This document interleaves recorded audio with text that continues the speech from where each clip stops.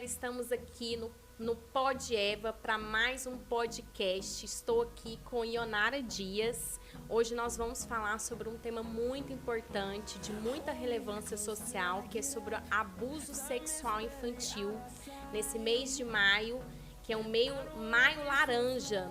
Eu vou deixar a psicóloga Ionara se apresentar, falar sobre o seu currículo, um pouco sobre a sua história. Pode falar um pouco sobre você. Olá, prazer. Meu nome é Ionara, sou psicóloga formada na Unip. Sou também especialista em psicanálise. Fiz minha pós-graduação em psicanálise, a estrutura e seu inconsciente. Fiz algumas especializações também. Trabalho na clínica, atuo com crianças e com adolescentes. E também em alguns eventos extracurriculares envolvendo a psicanálise e a psicologia. Certo. Eu queria falar sobre a questão de que muitas vezes o abusador, ele é uma pessoa assim exemplar, um homem exemplar, às vezes o pai de família, uma pessoa incontestável, né? Quando a gente vai falar sobre abuso sexual infantil, você vê que existe o abuso não só na classe mais pobre, mas em todas as classes sociais, né? Pode acontecer esse tipo de abuso e esse tipo de violência contra essas crianças. Como que a psicologia, ela analisa, ela vê esse distúrbio, essa doença que é a pedofilia, né? Existe tratamento para esse tipo de doença, para quem pratica tem atração sexual e pratica esse tipo de abuso com relação às crianças? Então, Marcela, é bem como você falou mesmo. Não tem classe social, não tem credo, não tem cor para falar. Não, isso aqui pode acontecer um abuso sexual. A pedofilia está em todas as classes sociais e acontece justamente com os que estão mais próximos. Ou é o cuidador, ou é o pai de família, que tem toda uma estrutura de cuidar financeiramente, emocionalmente. Então, são esses bem próximos que costumam penetrar, vamos dizer assim, no mundo da criança. E o que acontece? Na psicologia, a pedofilia ela vem classificada no DSM-5, que é um manual de diagnóstico médico de transtorno, como um transtorno sexual preferencial.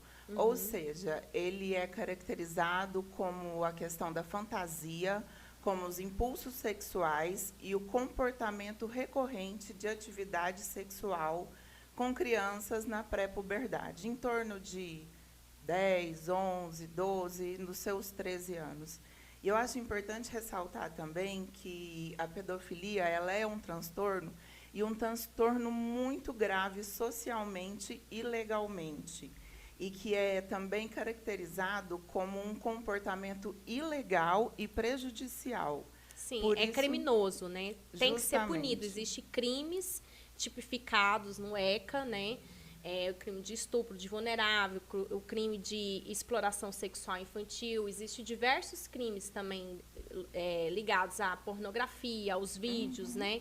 Mas a questão, além de ser considerado, quando você fala é um transtorno, esse transtorno que a psicologia ela diagnóstica, ela intitula como um transtorno, ele é passível de tratamento? sim. Ele é passível de tratamento. E, hoje em dia, né, o tratamento terapêutico com o tratamento farmacológico, isso é muito essencial para a pessoa que, né, é acometida com todas essas características que nós falamos.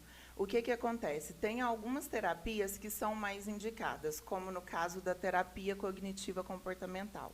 Porque essa terapia, ela mexe no pensamento, ela trabalha com a modificação de padrões de pensamento. Ou seja, né, ela trabalha com a questão da fantasia. E também ela desenvolve algumas habilidades para que você consiga controlar os impulsos sexuais. Então, ela mexe com a fantasia, que é o pensamento, e umas habilidades para o impulso, para controlar esse impulso sexual. Então, existe técnicas, existe tratamento para quem sofre desse distúrbio, desse transtorno. Porque é algo que não deveria, a pessoa deveria ter a consciência de que ela tem uma doença, de que ela precisa buscar um tratamento nesse sentido. Justamente, e é essa consciência mesmo que o tratamento busca, porque, na verdade, quando a gente fala assim, né, de obtenção de prazer, quando se trata da pedofilia, não é uma obtenção de prazer, busca mais uma obtenção de satisfação. E tem uma diferença entre o prazer e a satisfação. O prazer, para a psicologia e para a psicanálise também, ele é algo assim, de uma sensação prazerosa que você busca evitar ou minimizar essa sensação de desprazer. Ou seja, né, você busca algo de um prazer para minimizar um desprazer. Já quando se fala da questão de satisfação, a gente fala assim, de uma sensação mais profunda, com uma sensação de um contentamento ou de uma realização das emoções, sabe? De uma contemplação das emoções. Então, tem uma diferença. E quando se fala da pedofilia, é mais essa busca da satisfação. Então, nos tratamentos, né, como eu citei a terapia cognitiva comportamental, que muda esses padrões. Quando se fala de prazer, teria que ser prazeroso para ambas as partes, seria isso, né? Algo que seja consensual e prazeroso para ambas as partes. Uma criança, ela é incapaz, né? Ela não tem nem consciência do que ela está fazendo, ela está sendo usada, abusada, né, sexualmente. E o que você falou, que existe, então, essa distinção de prazer e satisfação. Um pedófilo, no caso, ele quer se satisfazer, é isso? Justamente, é a questão da satisfação, que é uma sensação mais profunda do que um mero prazer. Entendi. Existem muitos casos também, eu vou falar da distinção como advogada, eu vou falar da distinção do abuso sexual e da exploração sexual. O abuso sexual é quando é o crime, né, do estupro de vulnerável, que ele pode ser cometido com violência ou sem violência, independente, uma criança ela é incapaz, ela não tem condições, né, de consentir nada, ela muitas vezes não tem nem consciência, nem sabe do que ela está fazendo. Então, o abuso está ligado a qualquer ato sexual, no caso, contra uma criança, que ela não tem a capacidade nem de discernir. Então, seja com violência ou sem, é o crime de estupro com relação à criança. Por ser um incapaz, Por ser um incapaz. Menores de 12 anos e até 14 anos, de acordo com o Código, né, Penal, será estupro de vulnerável. Não tem consciência, não tem a capacidade de consentir. Esse é o entendimento legal. E aí, no caso da exploração sexual, que é também um outro crime, né, exploração sexual infantil, a exploração sexual é quando a pessoa ela vai aliciar, né, há muitos casos, a própria mãe, a família, pai, alicia a criança com o intuito de lucro. Né? Ela coloca a criança ali para se prostituir, coloca a criança para praticar atos sexuais com pedófilos, pessoas doentes, em troca de algo financeiro, né? Geralmente dinheiro. Então, assim, existe a distinção legal também desses crimes, são crimes distintos. E no caso da exploração sexual, você vê já numa condição, as pessoas têm uma condição de miserabilidade, muito vulnerável. Né? Você assim é condenável, né? É um crime, tem que ser punível, mas a situação econômica daquelas, elas estão ali sobrevivendo. Muitas ali passam fome, situações de vulnerabilidade, de miséria em regiões... Extrema miséria de marginalidade. Situações, às vezes, nessas ilhas de Marajó, nessas rios ali, Amazonas, ribeirinhos, todas essas margens de rios, rodovias. Justamente. Então, ali, é difícil você condenar, né? Mas tem que ser punido, mas o poder público também teria que, de alguma forma, intervir para fornecer melhores condições de vida e econômica para essas pessoas, para tirar essas crianças dessa exploração sexual infantil, né? Não adianta só também criminalizar e condenar os pais que estão ali, se também não é proporcionado pelo Estado uma condição que elas consigam se sobreviver, porque muitas ali estão passando até fome. Sim, a miséria, É né? uma A miséria fome, extrema. a pobreza. Essa situação de exploração realmente é muito triste, né? Porque é uma condição econômica também que leva a isso, né? De descaso do governo, de descaso da sociedade, né? Que o Estado está falhando, a sociedade está falhando.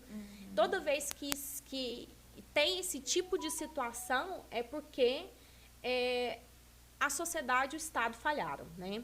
Concordo. Então, assim, o poder público, ele tinha que, de alguma forma, não só combater, não só fiscalizar, mas também como ajudar essas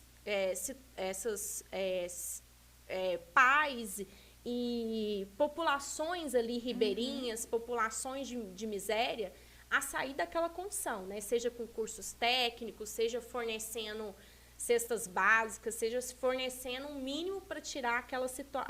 O conhecimento, né? Trazer alguma forma de trabalho, alguma forma de renda, alguma forma de empregar essas crianças, empregar os pais dessas crianças, esses familiares, para tirar essas crianças do alvo desses criminosos, dos pedófilos que estão pagando para que elas pelo abuso, né?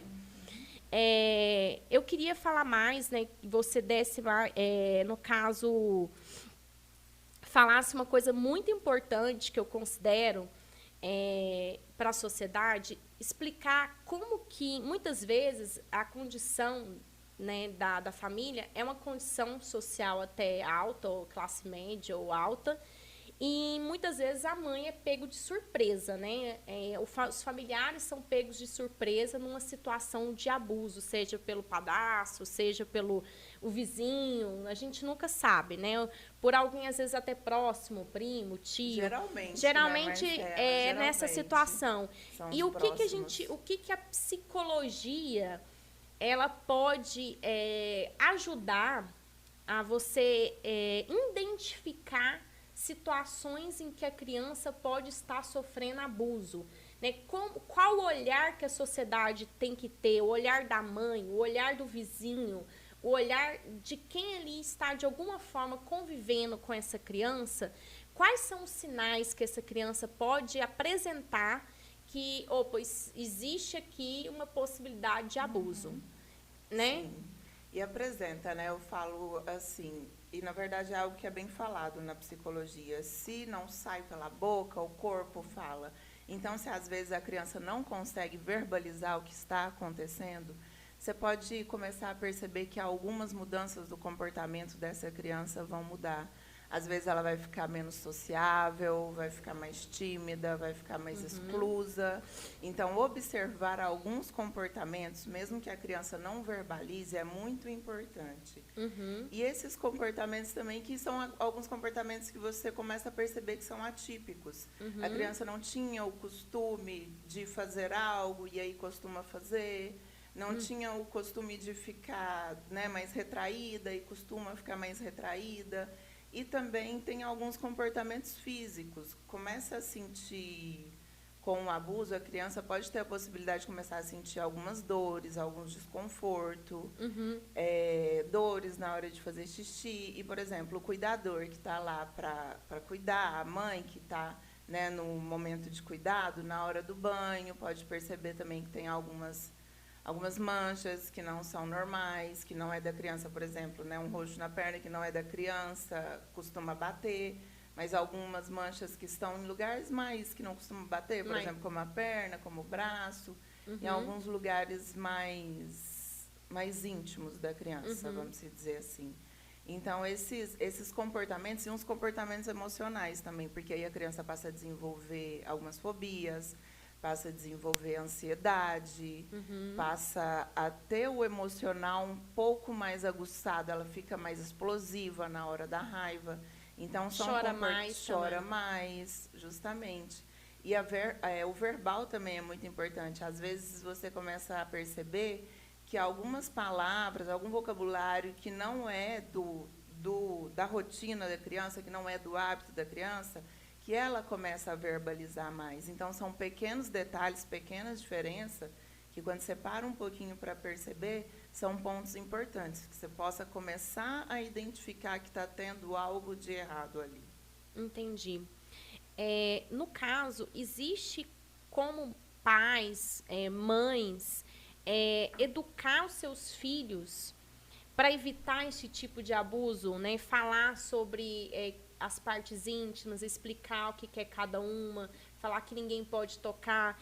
Como que você orienta essas mães, no caso de educar os filhos? Como educar os filhos para que os filhos eles não sejam assim, sexualizados, né? Você não falar de uma forma sexual, mas você conseguir explicar de uma forma que ela entenda que ela não pode ser violada, que ela não pode ser um objeto, que ela não pode ser abusada.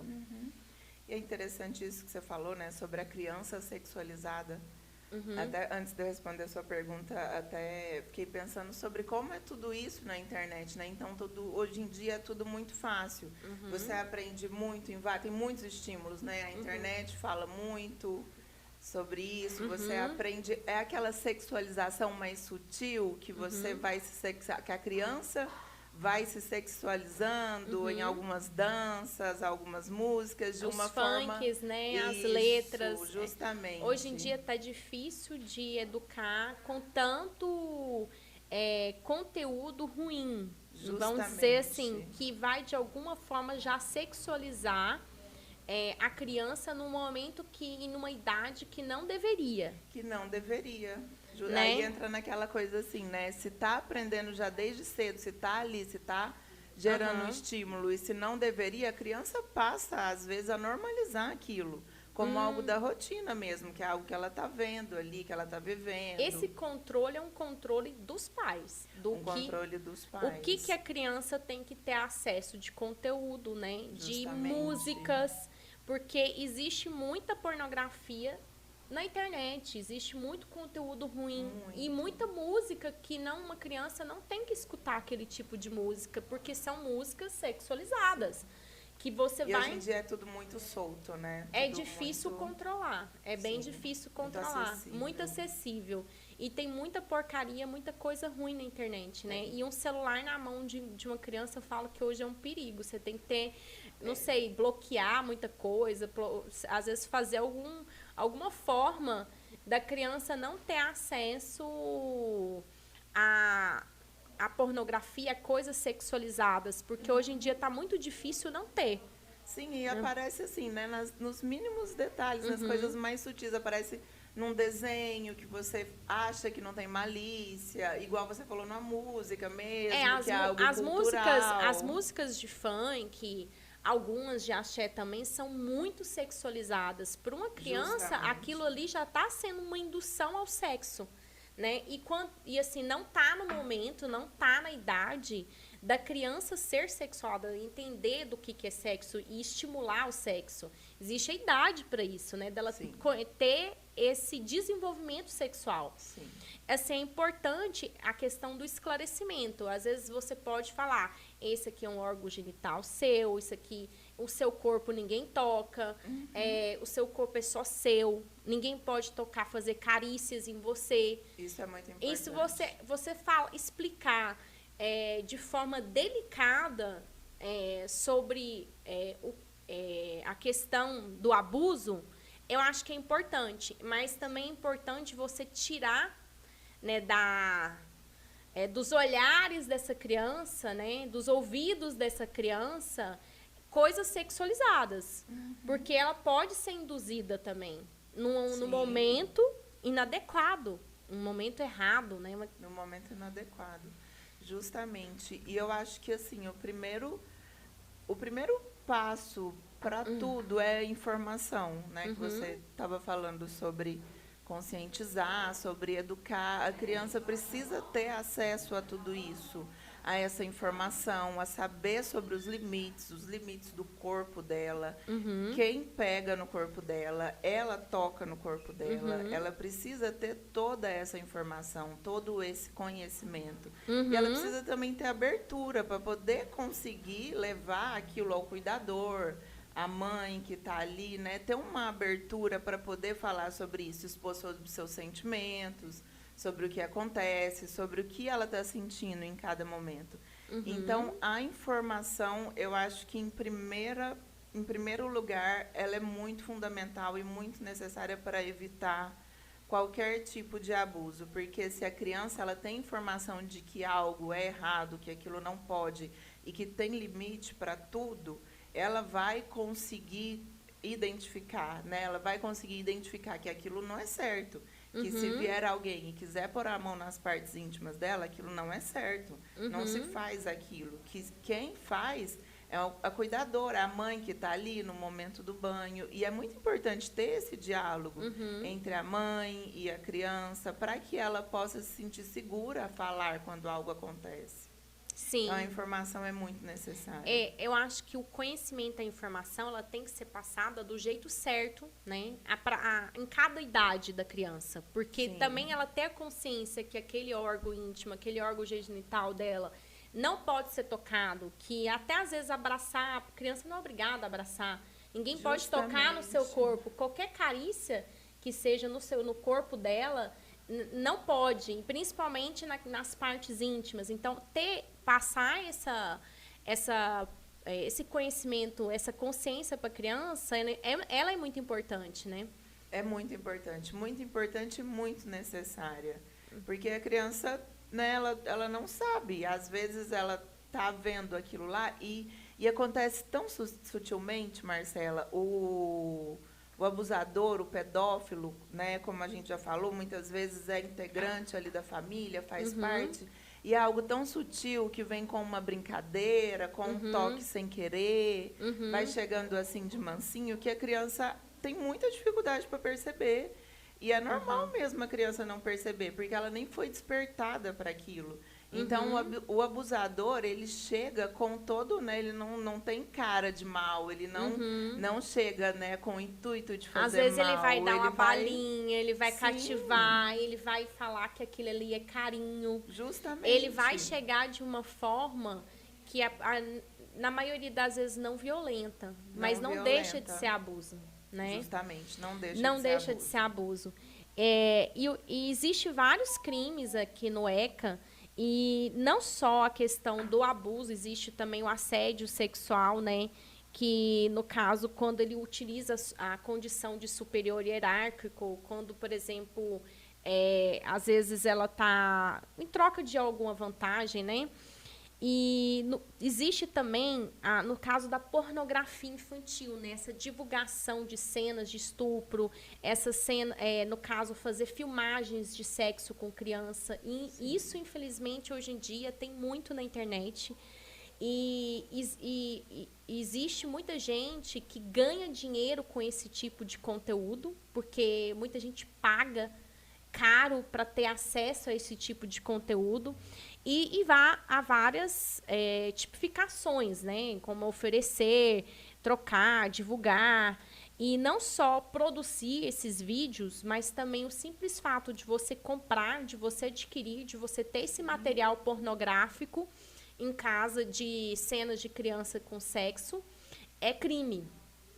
E existem diversos crimes, né? Tráfico também de criança, você levar para outro, aliciar para outra região, para explorar crime, né? Sexual, tudo isso é crime. Né? Existem muitos crimes de cunho sexual contra a criança, mas a gente tem que passar esse conhecimento para a sociedade no sentido de tentar evitar. Sim. Né? E evitar e conscientizar que as pessoas, muitas vezes a pessoa às vezes pode cometer o abuso e se sentir culpada. Né? Assim, talvez o que falta é ela entender que ela precisa buscar ajuda. Que é uma doença. Que é uma um doença. transtorno. Porque se ela buscar ajuda, ela pode ser curada desse transtorno, ela pode ser uma pessoa melhor, ela pode parar de ter atração sexual e de cometer, ou de ver cenas de sexo com criança, ou de cometer abuso, que é, assim, até repugnante, né? São crimes e atos repugnantes, mas a pessoa que tem essa condição, esse diagnóstico, esse transtorno, ela ainda tem saída, né? Sim. Ela tem saída, ela tem como sair dessa condição. E é justamente isso, sabe? Que vem toda essa descrição no DSM-5 para poder justamente ter como identificar, né, e tratar todo esse transtorno.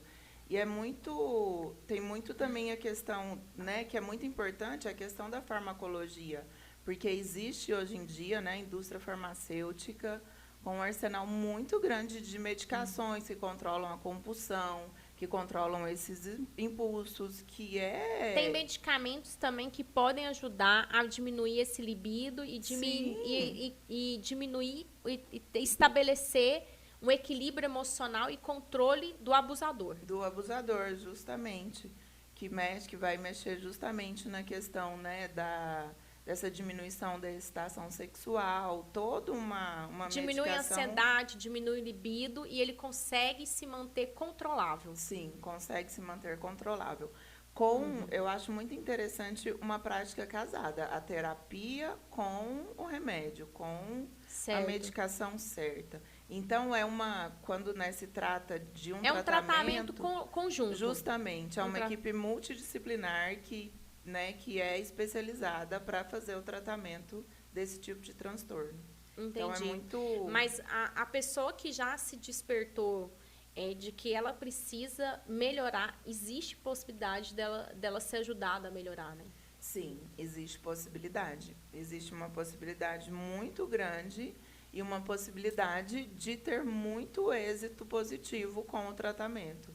Porque além da terapia cognitiva comportamental, que muda todos esses pensamentos e as crenças, tem também uma terapia que chama terapia de controle da impulsividade, onde você aprende técnicas específicas para poder lidar com a excitação sexual e para poder lidar com esses comportamentos indesejados.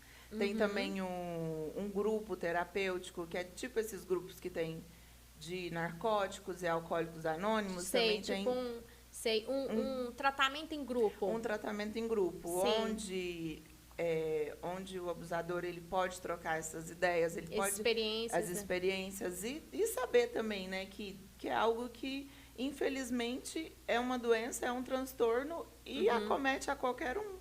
Não é específico, não é de classe social, não é de cor, não é de crença. Sim. Não tem um lugar específico onde pode acontecer. Está em todos os lugares. Sim. Eu queria que você falasse mais um pouco como são os testes, né? No caso, por exemplo, que quando vai para o criminal, né? Foi feita a apuração e aí vai se aplicar. Fala um pouco sobre como que é os testes numa criança para diagnosticar de que, de fato, a certeza de que ela sofreu abuso sexual, de que em poucos casos a criança pode estar mentindo, mas existe como ter certeza que houve o abuso e certeza de que ela está mentindo nesses testes? A maioria das vezes ocorreu o abuso. Olha, hoje em dia não se tem um teste específico. Falei, esse teste é específico para diagnosticar se ocorreu ou não um abuso sexual. Mas tem várias possibilidades, tem vários manejos em que você pode fazer para poder chegar a essa conclusão. E antes de ir para tribunal, antes de ir para a justiça, na psicologia, você faz de primeiro uma entrevista com a criança, onde, né, um profissional que é especializado e adequado para o tratamento com a criança, ele vai usar do brincar, ele vai usar do lúdico para poder tirar maiores informações da criança. Tem também, além dessa entrevista inicial, Tem também alguns questionários que podem ser importantes nesse momento. Um questionário em que mede a questão do conhecimento e como é que a criança tem a imersão na sexualidade e se ela passou por alguns traumas que têm a ver com a sexualidade. E tem também, o que é o mais usado quando precisa detectar mesmo, é o exame médico. O exame médico... O que realmente torna incontestável é o exame, a perícia mesmo, que é feita, né, o laudo, se há algum vestígio de DNA, algum sêmen, no caso, se há alguma violência. Para você fechar realmente o crime, são outras vias, geralmente médicas e a perícia, que consegue fechar o diagnóstico, fechar, no caso, o laudo de que houve mesmo o abuso, né? Mas a psicologia também pode, muitas vezes, se o crime foi um crime sem deixar vestígios, a psicologia também pode identificar. Sim, Aí, também pode identificar. Tem alguns questionários que você pode fazer com a criança, tem alguns testes projetivos, mas os testes projetivos, eles são mais usados para quando você vai tratar do abusador, para a questão da personalidade, para a questão dos sentimentos. Alguns testes específicos para a criança, mas são testes em que, vamos dizer assim, não é específico para se diagnosticar um abuso sexual. Mas alguns testes projetivos, quando a criança, né, vai, por exemplo, um teste de desenho, em onde ela tem as figuras e, através das figuras, ela vai criando historinha. São uns testes muito importantes quando, né, se quer detectar se está tendo algum abuso sexual ou não. Porque por essa historinha, por ele contar, ele reviver a sua história através de outra história, aí a criança vai deixando alguns indícios de que aconteceu, pelo desenho também. Por isso que o psicólogo usa muito do brincar com a criança, que é através do brincar que ele consegue ter acesso. Você não consegue tirar essa informação assim no seco, direto. Você tem que ir, como se diz, pelas beiradas. Você tem que ir com jeito, né, com lúdico, com brincar, para conseguir chegar, identificar. Seria isso? Seria isso. Com relação ao abusador, não necessariamente o abusador, o pedófilo, ele sofreu abuso, né? Mas, geralmente, quando ele sofreu algum tipo de abuso, ele pode também se tornar, adquirir esse transtorno. Eu queria saber se existe alguma coisa na genética, existe alguma coisa no DNA que pode tornar essa pessoa propensa à pedofilia. E o que faz a pessoa desenvolver essa doença? Existe gatilhos, existem situações que fazem ela desenvolver essa doença? Como que funciona isso? Hoje em dia, já tem muitos estudos em que fala que a pessoa que tem o transtorno da pedofilia, ela tem alguns neurotransmissores, algum problema de neurônios que é ligado a isso. Mas são alguns estudos que falam que pode ter um problema biológico, um problema orgânico. Agora eu vou falar um pouquinho da questão da pedofilia, mas pelo um viés da psicanálise. Certo. Porque o que acontece? A pedofilia ela é vista na psicanálise como um distúrbio, mas um distúrbio que ele é desenvolvido pela questão da estrutura. Porque na psicanálise, o indivíduo, pela sua estrutura, ele vai se adequando ao mundo. Então, a estrutura que fala sobre a questão desse desvio, dessa conduta normal da sexualidade, é a perversão. Então, quando se trata de uma pedofilia ou de, né, um distúrbio da sexualidade... Fala-se numa perversão sexual, mas também existe um teor de perversão, de crueldade da pessoa também, por estar ali violando, por estar ali abusando, fazendo também algo que é mal, que é ruim. Sim, aí a gente volta naquela questão da satisfação, né? Aí ela tá fazendo aquilo lá não só pelo mero prazer, mas por uma questão de uma satisfação. Só que, às vezes, ele não reconhece que aquilo ali é algo que gera dano para a criança, ele não reconhece que aquilo ali é algo, vamos dizer assim, que não está na lei. Porque quando se trata de perversão, é um desvio dessas normas de conduta, dessa lei, um desvio dessa norma de conduta do que é estabelecido culturalmente e socialmente. Então, é como se fosse essas práticas normais de obtenção de prazer que, vamos dizer assim, os neuróticos costumam ter, práticas normais para conseguir um prazer. Na perversão, não tem essas práticas normais.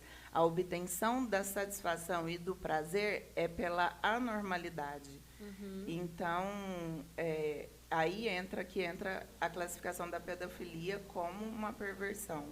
E a psicanálise, ela não trata como a psicologia, não trata na questão, né, de técnicas de ensinar, mudanças de pensamentos, porque na psicologia é como se fosse tratar algo focal.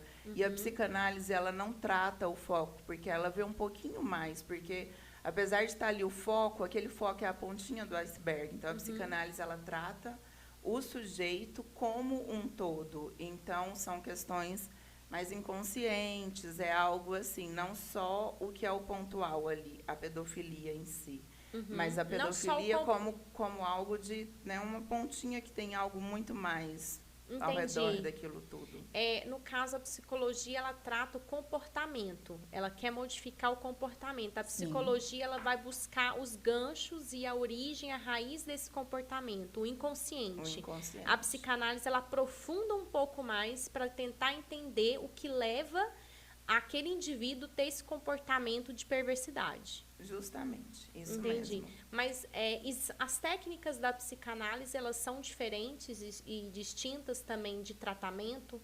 Quando se fala de tratar um paciente no método da psicologia e tratar um paciente no método da psicanálise, são diferentes. Sim, são diferentes. Até porque quando se fala assim de técnica ou de regras para que ocorra uma análise, o ponto principal e o ponto base que é a associação livre, ou seja, né, só se chega ao inconsciente pela associação livre. Então, não tem muita descrição no manejo, muito faz essa técnica que vai ter tal resultado, porque como é estrutura, né, não tem como você tratar, por exemplo, um perverso como você trata um neurótico que está na sua clínica.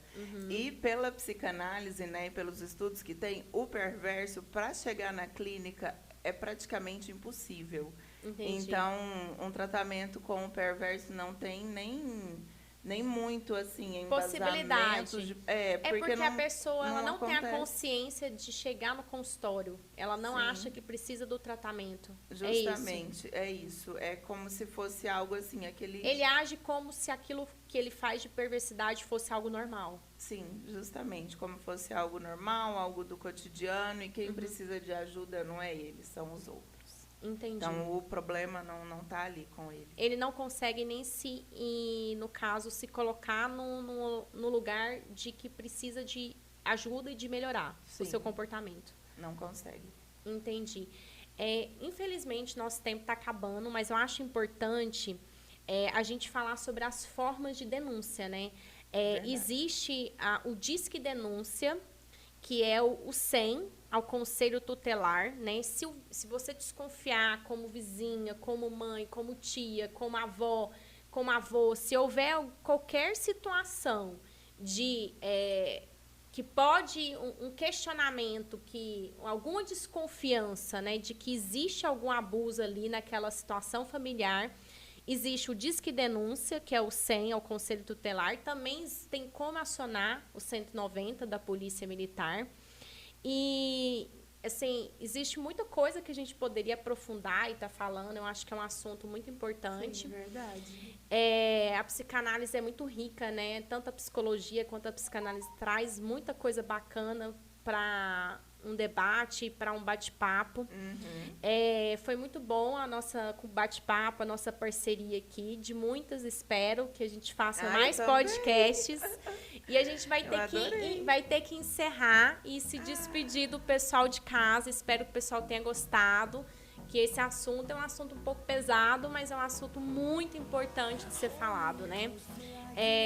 deixa seu contato, deixa seu Instagram, né? Fala o pessoal te seguir. Se quiser falar o local onde você também tem seus atendimentos, pode falar. É verdade, Marcela, isso que você falou é um assunto denso, né? Um assunto meio até delicado, que até a gente falou que fica às margens, porque não é muito nem falado, é algo meio velado. Só que é muito importante de levar a informação, porque a partir da informação é que tem a conscientização. Então, informar, você saber o que está acontecendo, né, e o que passa ao seu redor é muito importante para conseguir identificar esses abusos, porque é muito sutil e às vezes está ali em cima da gente, a gente realmente não Muitas percebe. vezes a pessoa ela não consegue enxergar, né? Justamente. E assim, o conhecimento leva a pessoa a tirar as vendas dos olhos, né? O conhecimento ele é libertador. Também. Então a gente precisa passar mais conhecimento, informação e principalmente de um crime que é tão terrível, né? Que assim traz muitos traumas para essa criança. É uma criança que vai ser um adulto que vai precisar de muita terapia, de muito psicólogo, né? Porque vai trazer muito prejuízo emocional para essa criança.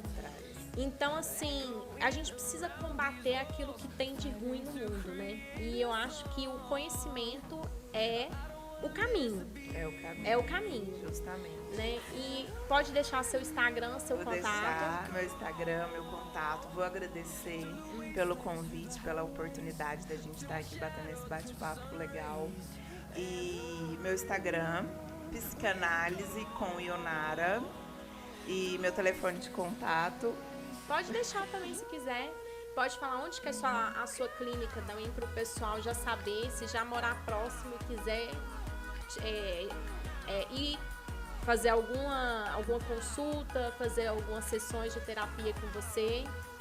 Eu faço meus atendimentos online, tenho meus atendimentos presenciais também. Atendo na clínica Corpo e Mente, que fica próxima à Praça Cívica. Então, qualquer coisa, se precisarem, podem entrar no meu Instagram. Tem o meu contato lá no meu Instagram também. E atendo presencial nessa clínica que eu citei, que chama Corpo e Mente.